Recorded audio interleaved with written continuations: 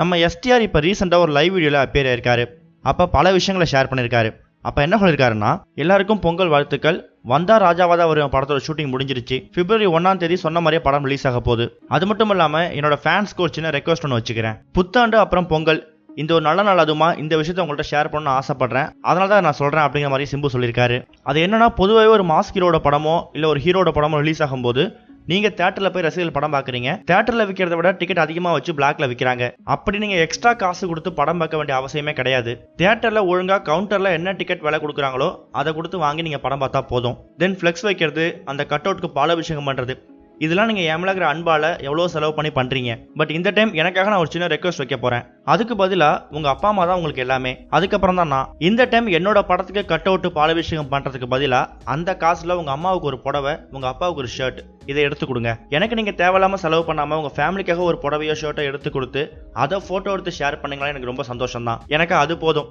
இந்த banner, flex, பாலாபிஷேகம் இதெல்லாம் வச்சு கெத்து காட்டுறதை விட இது மாதிரி பண்ண ரொம்ப சந்தோஷமா இருக்கும். இதை நான் செய்கிறேன், எனக்காக நீங்கள் செய்யுங்கன்னு ஒரு ரெக்வஸ்ட்டாக உங்கள்கிட்ட வைக்கிறேன் அப்படிங்கிற மாதிரியும் எஸ்டிஆர் ரொம்ப எமோஷனலாக அந்த வீடியோவில் பேசியிருக்காரு. இந்த விஷயம் சிம்பு ரசிகர்கள் மட்டும் கிடையாது, தமிழ் சினிமா ரசிகர்களே உருக வச்சிருக்கு. அது மட்டும் இல்லாமல் சீமான் அவர்கள் சிம்புக்கு சப்போர்ட் பண்ண ஆரம்பிச்சதுக்கு அப்புறம் தான் அவர் இது மாதிரி பல நல்ல விஷயங்களை செஞ்சுட்டு வராரு அப்படிங்கிற மாதிரி சொல்லப்பட்டிருக்கு.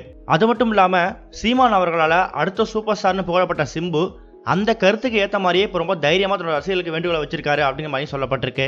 இது ஒரு பக்கம் இருக்க, சூப்பர் ஸ்டார் ரஜினிகாந்த் நடிச்சிருக்க பேட்ட படம் இப்போ கடந்த சில நாட்களுக்கு முன் வெளியாகி ரொம்ப வெற்றிகரமாக ஓடிக்கிட்டு இருக்கு.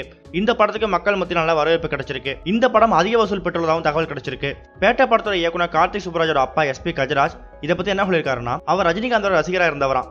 நான் ரஜினி ரசிகன், என்னோட பையன் சிறுவனா இருக்கும் போதே ரஜினி படங்களுக்கு மட்டுமே கூட்டு போவேன். நாளடைவில் அவனும் ரஜினி வெறியனாவே மாறிட்டான் அப்படிங்கிற மாதிரி சொல்லியிருக்காரு. இது ஒரு பக்கம் இருக்க, சூப்பர் ஸ்டார் ரஜினிகாந்த் அடுத்து யாரோட இயக்கத்தில் நடிக்க போறாரு அப்படிங்கிற கேள்வி இப்போ வந்திருக்கு. அதுல ஏஆர் முருகதாஸ் இயக்கத்தில் நடிக்க போறாரு அப்படிங்கிற மாதிரி அதிகமாக பேசப்படுது.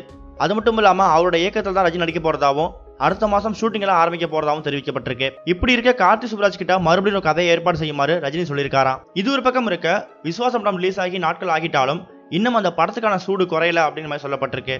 பேட்டையும் தர இறங்கி செம்ம தாக்குதல் தான் நடத்திருக்கு. ஆனா தலை அஜித்தை விட ரஜினி பின்தங்கி இருக்கிறதாவும் சினிமா விமர்சகர்கள் சொல்லிக்கிட்டு இருக்காங்க. அது மட்டும் இல்லாம விஸ்வாசம் வசூல் பேட்டை வசூலை விட அதிகம் அப்படிங்கிற மாதிரி சொல்லப்பட்டிருக்கு. அதன்படி பேட்டை படம் 10,40,00,000 விஸ்வாசம் படம் 16,66,00,000 வசூல் செஞ்சிருக்குதான். இந்த வித்தியாச தொகை ரஜினியோட கவனத்துக்கு போக தலைவர் கொஞ்சம் நொந்து போயிட்டதாகவும் சொல்லப்பட்டிருக்கு.